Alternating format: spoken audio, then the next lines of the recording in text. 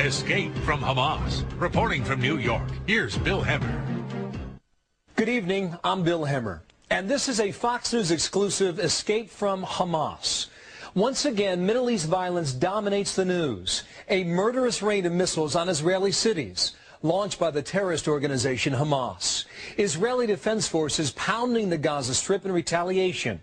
Streets full of fanatical demonstrators, many of them young men committed to killing in the name of God. This hour, we bring you a story of a young man, the son of a top Hamas leader who once led similar street protests. But his story ends in a way you will not expect. He says that after a long journey through darkness, he finally saw the light. As you're about to hear, that young man now has a lot to say, some things that will shock and offend many people. This Fox News investigation goes deep into the very heart of Hamas itself and inside one of Israel's highest security prisons, where Hamas also flourishes. And in the end, we will take you to a quiet Christian haven here at home in the United States. But this story begins in the crucible of contending religions in the old city of Jerusalem. Here's Fox News' Jonathan Hunt.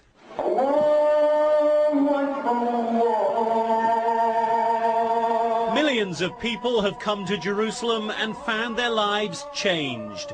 Muslims, Jews, Christians, even atheists have been deeply affected by the sights, sounds and history of this, the cradle of three of the great religions. For one young Palestinian man named Mossab Hassan, the change wrought by Jerusalem was different, even more profound and disturbing. He had grown up in the West Bank. His father, Sheikh Hassan Youssef, was a founder of Hamas, the radical Islamic group that now controls the Palestinian territories and which was founded with the aim of destroying Israel. And Mossab Hassan himself was a leader of the Islamic Youth Movement, an equally radical group. He personally fought Israeli tanks and troops on the streets of Ramallah. He was seen as a future leader of radical Palestinians. But a chance meeting right here at this spot would radically alter everything Mossab Hassan believed in. This is one of the entrances to Jerusalem's old city, home to some of the holiest places in the world. Among them, the Temple Mount and its western wall for Jews, the Church of the Holy Sepulchre for Christians, and the Al-Aqsa Mosque and the Dome of the Rock for Muslims. Mossab Hassan's chance encounter with a Christian tourist not only ripped apart his deeply held belief in the Muslim faith, it would also change forever his life and the lives of his family.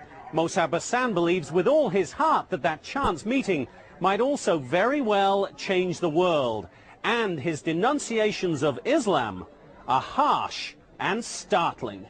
Every Muslim who read the Quran, if they allow themselves to listen to this Quran and believe in the same time that this is from God, I think they are sick and they need help.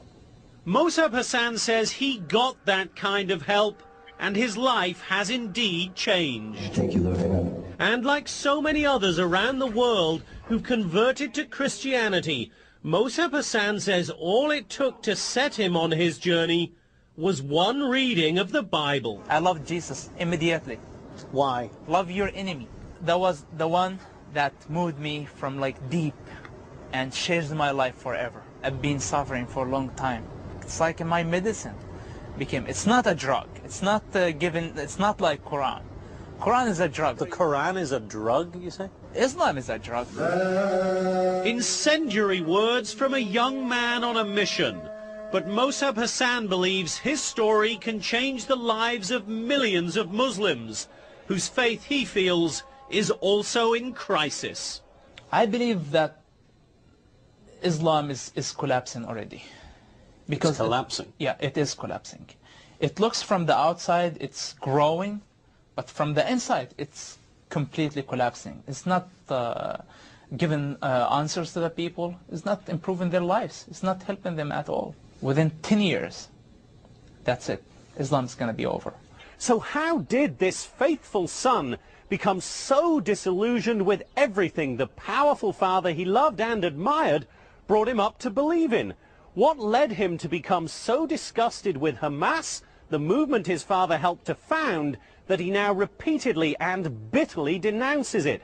How did he lose faith in radical Islam and turn instead to evangelical Christianity? And how does he plan to persuade millions of Muslims to abandon their faith, a faith he says is misguided, or as he now puts it, is nothing more than a drug? And how did he escape the hell of the Middle East conflict and end up in a place many consider paradise on earth? Moshab Hassan's journey from the west bank of the Jordan River to the west coast of America, from the crucible of radical Islam to the heart of the Christian faith, when we return.